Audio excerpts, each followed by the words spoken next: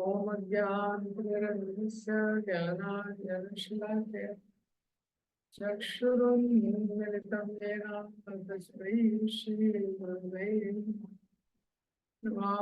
विष्णुपादाय कृष्णकृष्णाय भूतले श्रीमते भक्तिवेदान्त स्वामिने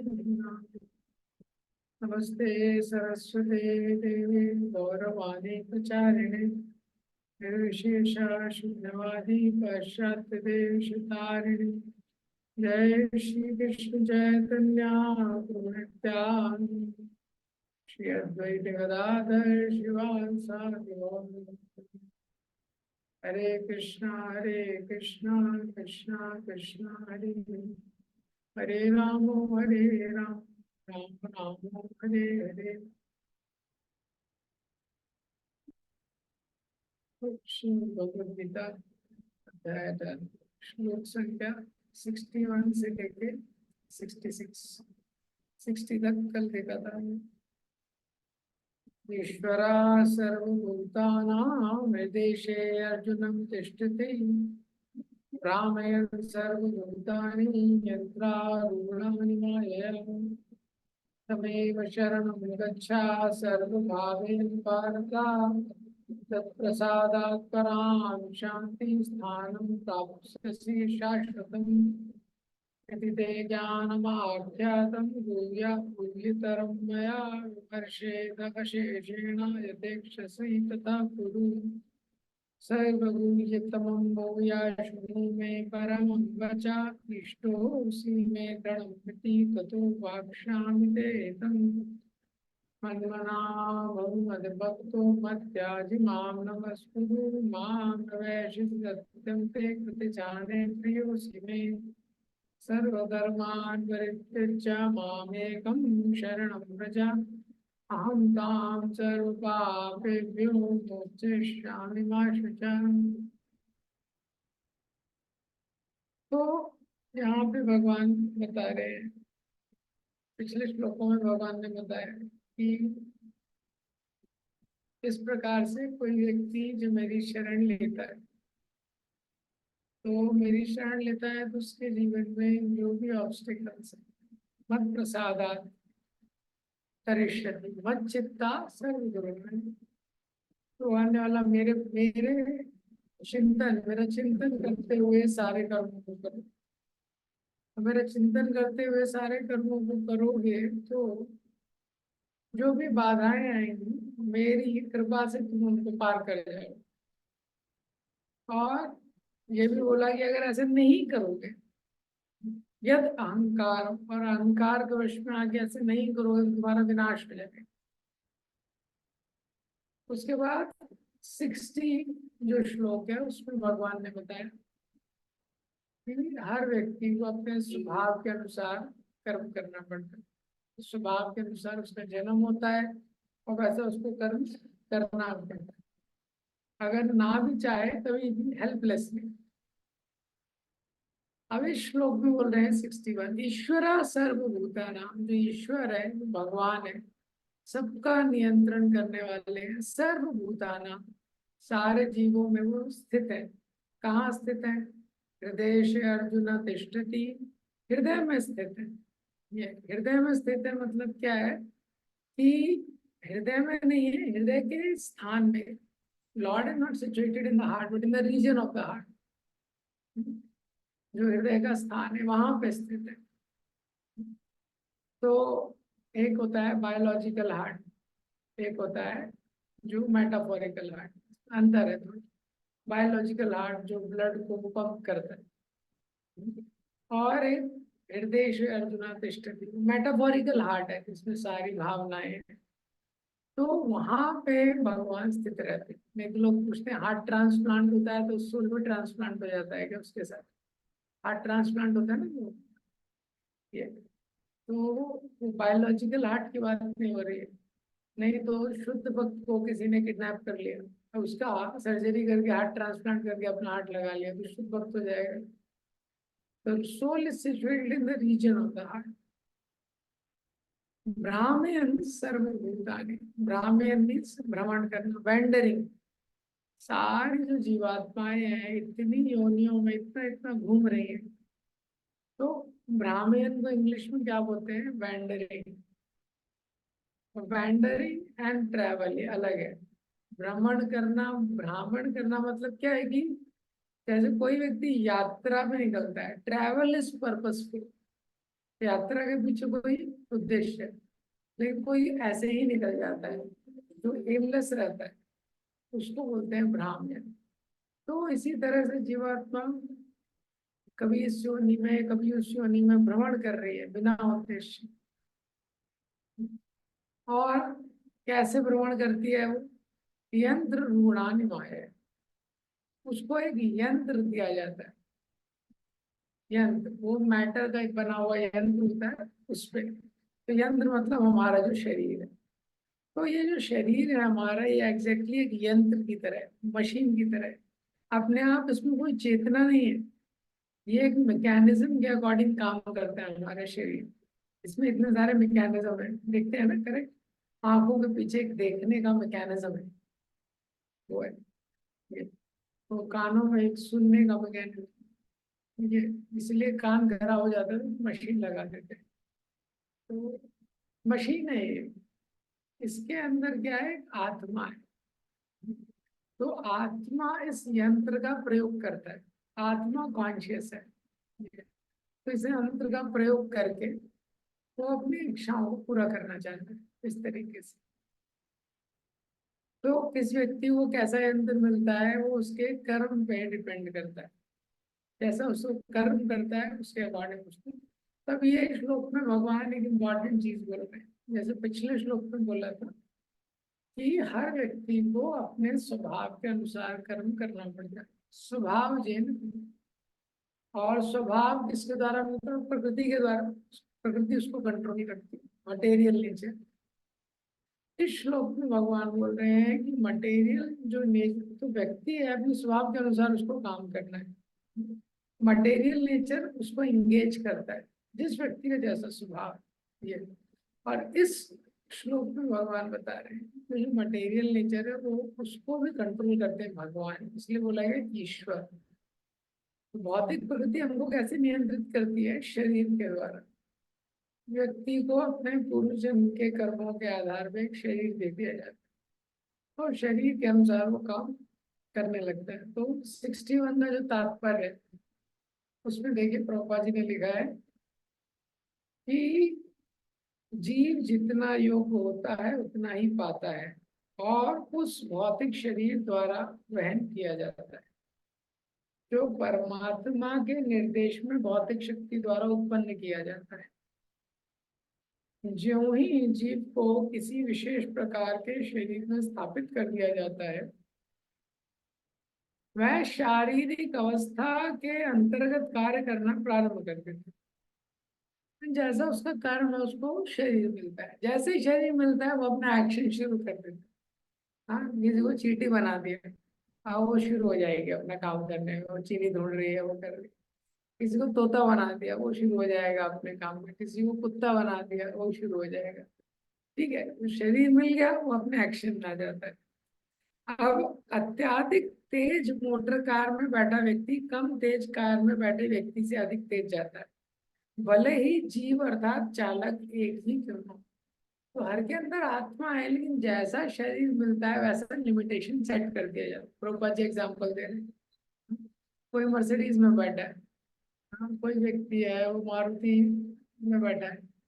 तो कोई मारुति 800 में है, दूसरा मर्सिडीज में है, तो अंतर होगा, दोनों की स्पीड में अंतर होगा, हालांकि दोनों के अंदर ड्राइवर है। तो ऐसा होता है।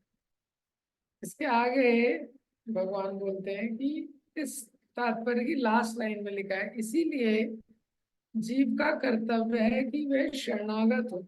और अगला श्लोक का यही आदेश है, तमेव शरणं गच्छा सर्वभावेन भारत, तत्प्रसादात् परां शांति स्थानं प्राप्स्यसि शाश्वतम्। तो भगवान, ये कंक्लूडिंग सेक्शन चल रहा है भगवत गीता का, एकदम एंड वाला। तो भगवान अर्जुन को बोल रहे हैं तम एव शरणं गच्छा, इसीलिए उस परमात्मा की तुमको शरण लेनी चाहिए। तो जैसे मैंने पहले बताया था, कहीं कहीं कहीं पे भगवान डायरेक्ट एड्रेस करते हैं, मेरी शरण में आओ, मेरे बारे में सोचो। और कहीं कहीं थोड़ा इनडायरेक्ट एड्रेस करते हैं। तो परमात्मा के बारे में बोला है, तो परमात्मा के बारे में भगवान बोल रहे हैं कि उस परमात्मा की तुमको शरण लेनी चाहिए।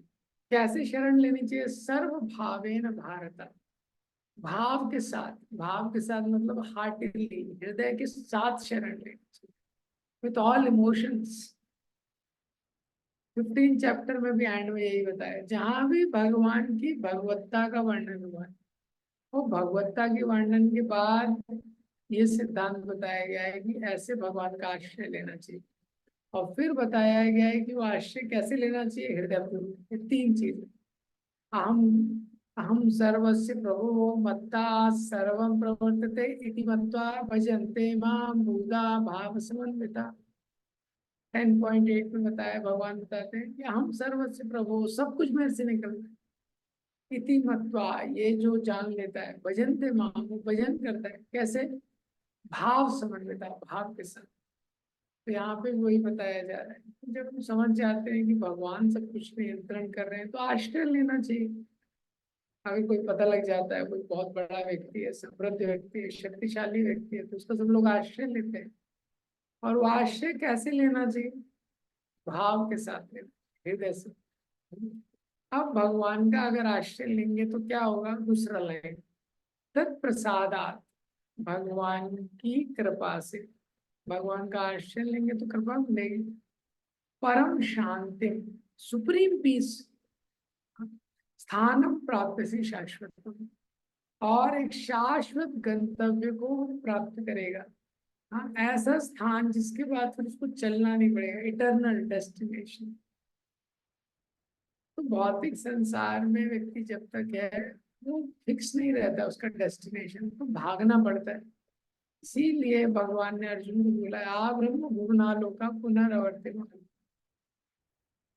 इस संसार में भी हम देखते हैं, जैसे ही व्यक्ति थोड़ा पैसा वगैरह कमाने लगता है, तो सबसे पहले एक परमानेंट घर चाहता है, सेटल होना चाहता है। जैसे ही लाइफ में थोड़ा फाइनेंशियली स्टेबल हो जाता है, उसको लगता है एक घर हो जाए। अभी किराए के घर से यहाँ भाग रहे थे, वहां भाग रहे थे, सब अपना एक घर, परमानेंट डेस्टिनेशन। लेकिन ये संसार में यहाँ से ब्रह्मलोक तक सारे जो डेस्टिनेशन है, ये टेम्पररी है, क्षणिक। तो यही बताया जा रहा है। तो भगवान बोल रहे हैं परम शांति को प्राप्त करता है। तो जो परम शांति है, तो भौतिक संसार की शांति नहीं है। भौतिक संसार, कई बार व्यक्ति को लगता है हम लोग भक्ति करेंगे और भगवान का आश्रय लेंगे तो जीवन में सब अच्छा होगा। ये है उनका अंडरस्टैंडिंग शांति का, सब अच्छा होगा, कुछ भी खराब नहीं, सब एकदम शांति होगी। दिस इज नो, ये it's not talking about the peace of mind, it's the peace of heart. ये मन की शांति की बात नहीं हो रही है। मन की शांति मतलब कोई भी एंजाइटी नहीं लेना है, कोई परेशान नहीं होना है। ये मन की शांति कब होती है? जैसे आप कहीं एकदम शांत जगह पर चले गए, वहाँ पे कोई ट्रैफिक नहीं है, कुछ नहीं है, झरना है, जंगल है, मन शांत हो जाता है थोड़े टाइम के लिए। लेकिन हार्ट की शांति क्या है? हृदय तब शांत होता है जब हम भगवान से प्रेम करते हैं। तो heart wants the peace that comes from loving and being loved. ये हार्ट की शांति है, जो भगवान में प्रेम का निवेश करते हैं और भगवान के प्रेम का आस्वादन करते हैं। क्योंकि हृदय क्या है? वो प्रेम का भूखा है, हंगरी फॉर लव। और इस संसार में वो जो प्रेम है, वो कोई दे नहीं सकता आपको उस लेवल का जो भगवान दे सकते। तो वो शांति की बात यहाँ पे हो रही है। तो भगवान बोल रहे हैं, तो मेरा आश्रय लोगे तो शांति भी मिलेगी और स्थान भी मिलेगा। एक ऐसा स्थान मिलेगा कि जहां से वापस कभी भी तुमको आना नहीं पड़ेगा। ये तो ये भगवान अर्जुन को बता रहे हैं। तो कभी भी हम कोई स्पिरिचुअल एक्टिविटी करते हैं, तो भगवान का आश्रय लेके करना अच्छा है। इससे पहले वाले श्लोक में, 59 श्लोक में बताया है कि तुमको कर्म तो करना ही पड़ेगा अपने स्वभाव के अनुसार। तो जो स्वभाव की बात हो रही है, जिसमें बताया, तो वर्ण की बात हो रही है। हर व्यक्ति का कोई ना कोई वर्ण रहता है, तो ब्राह्मण क्षत्रिय वैश्य शूद्र प्रोमिनेंट रहता है। जनरली उसके माता पिता के द्वारा उसके उसमें आता है।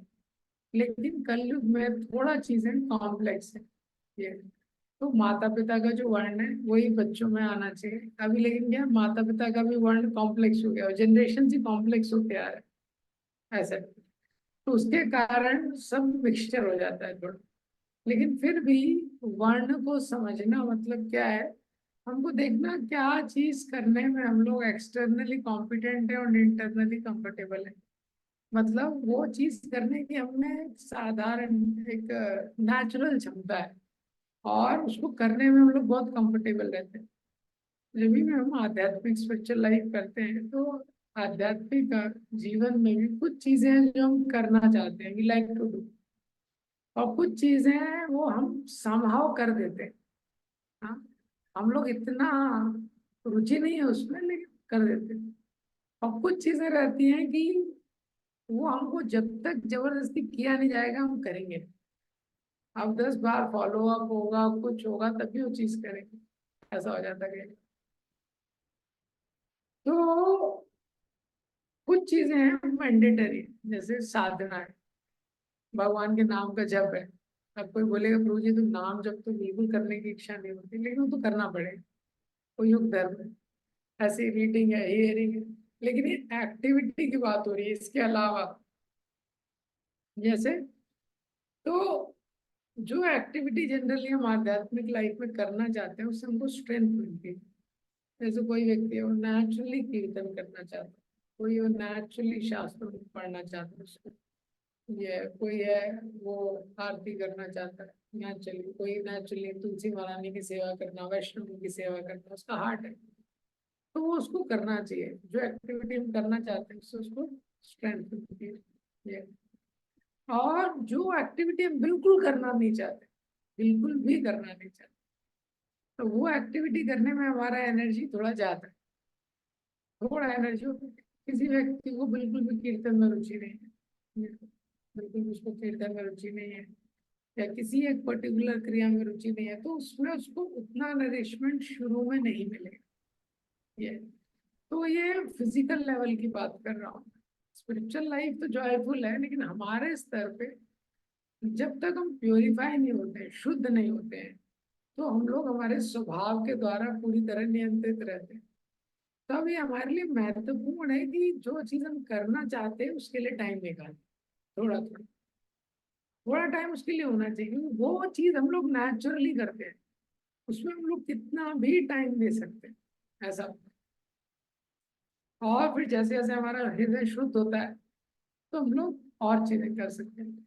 मतलब रिजेक्शन और रिप्रेशन, ये दो चीजें काम नहीं करती है। रिजेक्शन मतलब आ वो व्यक्ति स्वीकार ही नहीं कर रहा है कि मेरा सो है। किसी व्यक्ति को स्वभाव रहता है मैनेजमेंट करने का, तो स्वभाव ही है, उसको आपने कोई भी सेवा नहीं दी तभी भी वो करेगा कोऑर्डिनेट।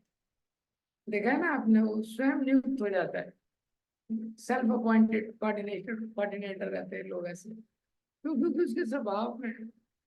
तो उसको रिजेक्ट करने से काम नहीं होगा। और रिप्रेशन का मतलब क्या है कि मैं उसको दबाने की कोशिश कर रहा हूँ, जनरल मेरा नेचर है। अभी किसी व्यक्ति का स्वभाव है ब्रह्मानिकल नेचर है, तो ब्रह्मानिकल नेचर है तो वो पढ़ेगा, कोई भी है, शास्त्र है तो शास्त्र पढ़ेगा, बाकी जगह तो मैगजीन पढ़ेगा, कुछ ना कुछ तो पढ़ेगा ऐसा है। तो डायरेक्शन की जरूरत है स्वभाव को।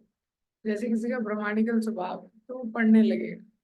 अब लेकिन वो क्या सब कुछ पढ़ना चाहेगा, शास्त्र में भी पढ़ना है तो प्रभुपाद का बुक भी पढ़ेगा, दूसरे संप्रदाय का भी पढ़ेगा, यहाँ से भी थोड़ा पढ़ेगा, गीता प्रेस का भी थोड़ा पढ़ेगा।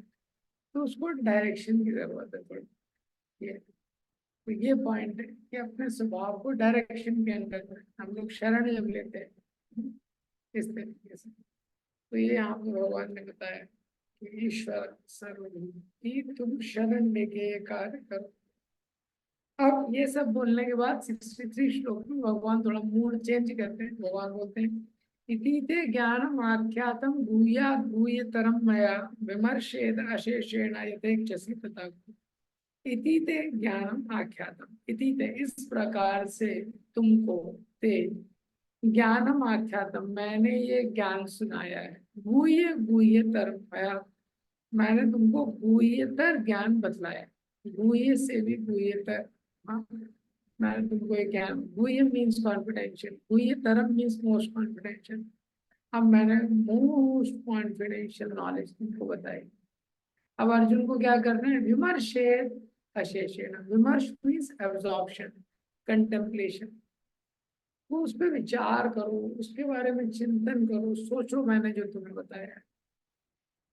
हाँ, कितना सोचना है, जितना तुमको सोचना है, डीपली उसके बारे में सोचो, अशेषेण। हाँ, गंभीरता से सोचो। उसके बाद यथे शशि पिता गुरु, जैसी इच्छा है वैसा करो। तो यहाँ पे एक मूड चेंज है भगवान का। जैसे Bhagavad Gita is not book of commandment, it's a book of choices. जैसे बाइबल में कमांडमेंट है ना, ये करना है, ये नहीं करना है, ये करना है, ये नहीं करना है, कमांडमेंट्स है। thou shall not kill, thou shall not do this, like that। लेकिन भगवत गीता क्या है, चॉइसेस का बुक है ये। तो भगवत गीता में भी बताए गए हैं सिद्धांत, जैसे कि भगवान की प्रसन्नता के लिए काम करना चाहिए। ये भगवान का मैसेज है कि भगवान की प्रसन्नता के लिए काम करना चाहिए। लेकिन वो मैसेज को भगवान इम्पोज नहीं करते हैं। भगवान अर्जुन को बोलते हैं कि अभी तुम्हें जो मैंने बताया है उसके बारे में तुम सोचो, और सोचने के बाद गंभीरता से चिंतन करने के बाद जैसी इच्छा है वैसा करो। हाँ? तो फ्रीडम भगवान ने दी है, at the same time direction भी दी है। तो दोनों इम्पोर्टेंट है। जैसे एक छोटा बच्चा है, उसके हाथ में 1000 रुपए का नोट है, तो उसको उसकी वैल्यू नहीं पता है। हाँ, वो जाके किराने वाले को एक चॉकलेट के लिए 1000 रुपए का टॉप नोट दे देगा, जिसका प्राइस है 5 रुपए, 10 रुपए। करेक्ट। तो इसीलिए उसको टीच करना इम्पोर्टेंट है। अगर उसको पता रहेगा कि 1000 रुपए में बहुत कुछ आ सकता है। तो इसी तरह भगवान दो काम करते हैं, हमारी फ्रीडम को नहीं छीनते हैं। हाँ, लेकिन फ्रीडम के नाम पे हम लोग गलत उपयोग ना करें, इसलिए भगवान गाइड करते हैं, गाइडेंस दिया है शास्त्रों के माध्यम से, डिवोटीज के माध्यम से।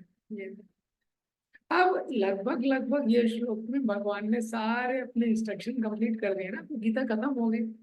वैसे भी कई बार बीच में खत्म हो चुकी है, यहाँ तो खत्म हो ही गई। भगवान ने बोला मैंने तुमको जो बताया था बता दिया, अब तुमको जो करना है करो। अब जब अर्जुन से ऐसा बोला, अर्जुन सोच में पड़ गए। विश्वनाथ चक्रवर्ती ठाकुर लिखते हैं, विश्वनाथ चक्रवर्ती ठाकुर लिखते हैं कि अर्जुन बड़े गंभीर चिंतन करने लगे, मुझे क्या करना चाहिए, मुझे क्या करना चाहिए ये। और जब अर्जुन को भगवान देखते हैं कि वापस से ये सोच में पड़ गए क्या करना चाहिए, वापस से भगवान के हृदय में करुणा आ जाती है, वापस से। हाँ, वापस से। तो भगवान अगले श्लोक में क्या बोलते हैं, सर्वगुह्यतमं भूया शृणु मे परमं वचा, इष्टोऽसि मे दृढमति ततो वाक्ष्यामि ते एतम्। सर्वगुह्यतमं भूया शृणु मे परमं वचा, भगवान वापस से बोलते हैं, मैं तुमको वापस से गुह्यतम चीज बताऊंगा, मेरे परम शब्दों को सुनो। तुम मेरे मित्र हो इसलिए तुम्हारे हित के लिए बता रहा हूं। कोई बोलेगा अरे अभी तो पिछले श्लोक में आपने खत्म किया है सब कुछ, और अभी आपने बोला है कि जैसी इच्छा है वैसा करो। हाँ, मैंने तुमको सब बता दिया है ये। अभी भगवान का क्या पॉइंट क्या है कि अर्जुन जब सोचने लगता है तो भगवान बोलते हैं अर्जुन को, अरे तुमको इतना सोचने की जरूरत नहीं है।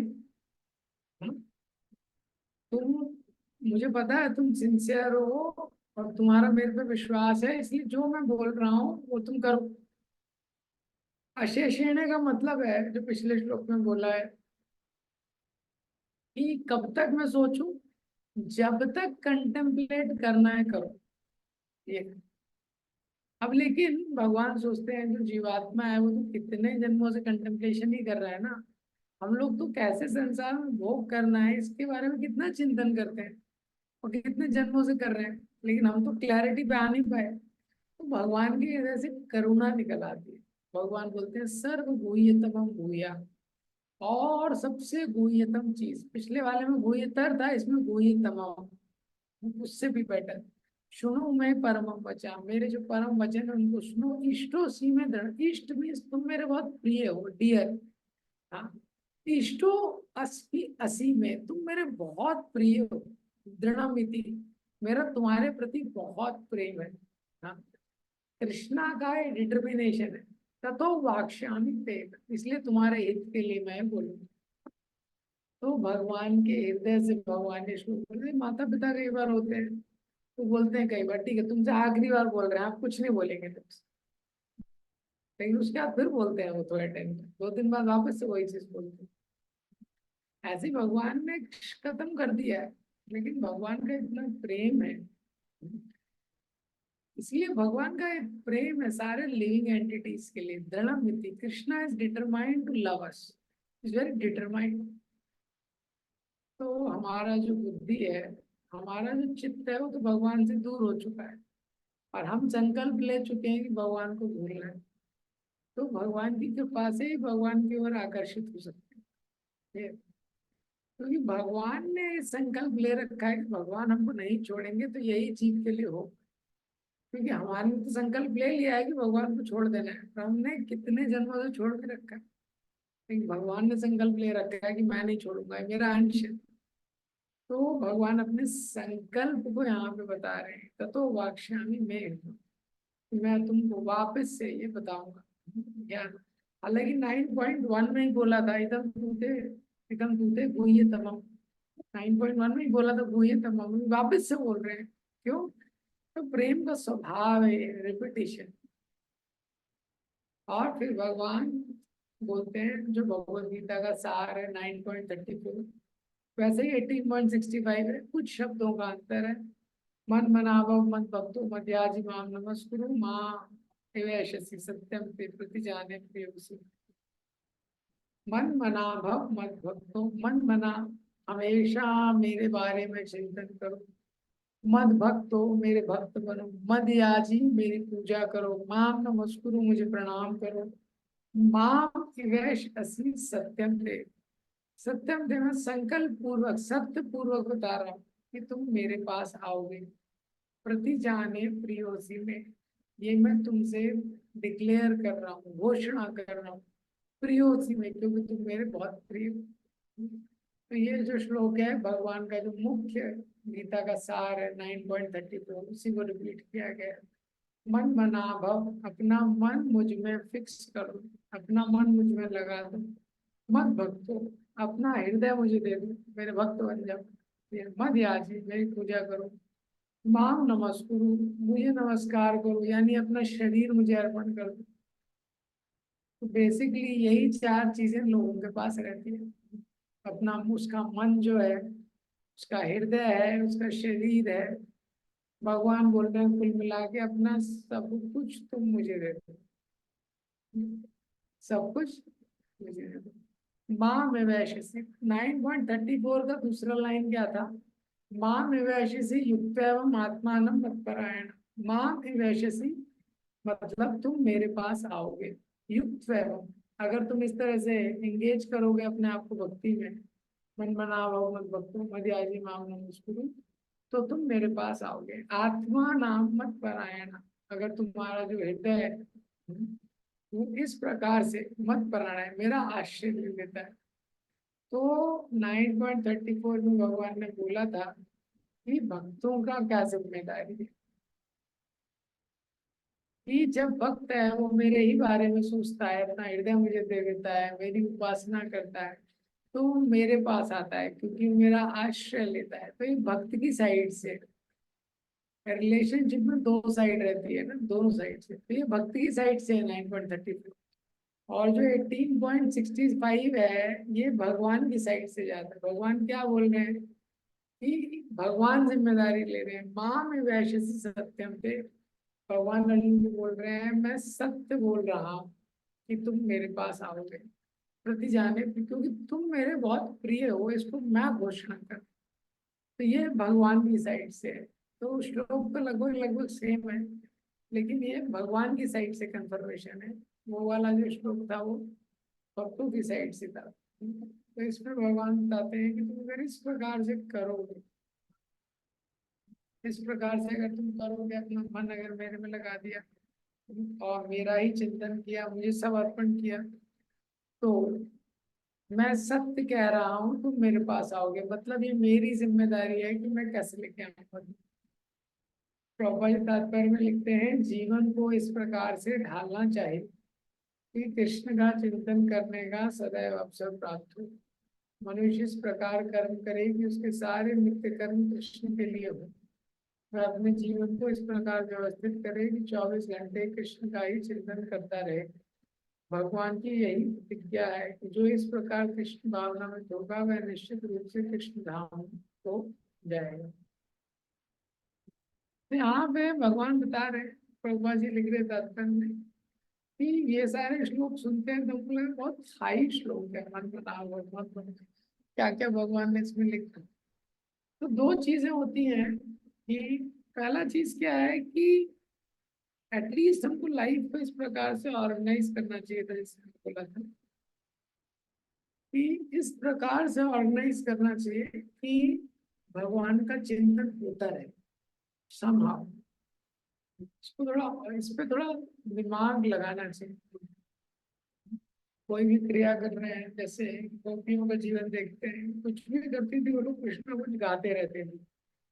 तो इससे हम समझ सकते हैं कोई भी एक्सटर्नल क्रिया कर रहे हैं उसके साथ अगर हम कोई वैष्णव सॉन्ग गाते रहेंगे, हरे कृष्ण मंत्र करते रहेंगे या वैष्णव सॉन्ग गाते रहेंगे, तो चिंतन होगा। इसी तरह या तो कुछ लेक्चर लगा के रखेंगे तो कुछ चिंतन होगा। कोई भी क्रिया करते समय कुल मिला के कुछ ना कुछ स्पिरिचुअल चलते रहना चाहिए। एक चिंतन उस तरीके से होता है। तो जब भी इनडायरेक्ट सर्विस भगवान को कर रहे हैं, एक होती है डायरेक्ट सर्विस, एक इनडायरेक्ट सर्विस। तो जब डायरेक्ट सर्विस कर रहे हैं तो ध्यान से करना चाहिए, नाम जप और कथा श्रवण। तो ये चीजें डायरेक्ट है, deity worship, morning program, evening program में डायरेक्ट है। तो डायरेक्ट चीजों को ध्यान से करना चाहिए, ध्यान से करेंगे तो उतना चेतना मान जाएगा। और जो इनडायरेक्ट चीज है, कभी कपड़े धो रहे हैं, कुकिंग कर रहे हैं, क्लीनिंग कर रहे हैं, इस समय पे या तो कीर्तन या लेक्चर लगा के रखना चाहिए इस प्रकार से। ये पहला चीज। दूसरा चीज क्या है कि ये सारी चीजें भी हमारे टाइम में भी, हम जैसे कल मैंने एग्जाम्पल दिया था कि व्यक्ति कैसे ही ज्यादा कर स्वीटनेस जो शरणागति में आती है वो ऊपर से आती है। Sweetness is surrender comes by the greatness of superior. मतलब चैतन्य महाप्रभु का हम स्वभाव देखेंगे, चैतन्य महाप्रभु इतने महावदन न्याय अवतार है, नित्यानंद प्रभु इतने कृपालु अवतार है। तो जीव को शक्ति मिलती है शरणागत होने के लिए। जीव तो कमजोर है ना ये। लेकिन जब भी हम ऊपर वालों के बारे में सोचेंगे, उनकी करुणा के बारे में सोचेंगे, तो शरणागत लेने का भाव प्रबल होगा। प्रभुपाद जी के बारे में, प्रभुपाद जी के जीवन के बारे में पढ़ेंगे और प्रभुपाद जी के शिष्यों के जीवन के बारे में पढ़ेंगे, उनकी करुणा को, इनके त्याग पे चिंतन करेंगे, तो शरणागत लेना आसान होगा। तो वैसे स्वीटनेस होती है। तो जनरली ऊपर वाला व्यक्ति है वही ड्राइव करता है रिलेशन, वही सरेंडर को इन्वोक करता है हमारे हाथ से। हमारा काम है उनके बारे में पढ़ना, उनसे प्रार्थना करना, चिंतन करना। जो प्रभुपाद है, प्रभुपाद जी के शिष्य हैं, सीनियर डिसाइपल्स हैं, ये भगवान स्वयं। तो इससे क्या है कि वो शरणागत का भाव और प्रबल होता है। तो अभी ये सब बताने के बाद, हाँ, अर्जुन के मन में प्रश्न हो सकता है कि आप तो बोल रहे हैं कि ठीक है युद्ध करो, लेकिन कितने सारी और चीजें हैं जो करनी है, और कितने सारी चीजें हैं मतलब जो धर्म के परिवेश में आते हैं। तो इसको भगवान अगले श्लोक में एड्रेस करेंगे, कल भी ग्रंथराज भगवद गीता के श्लोक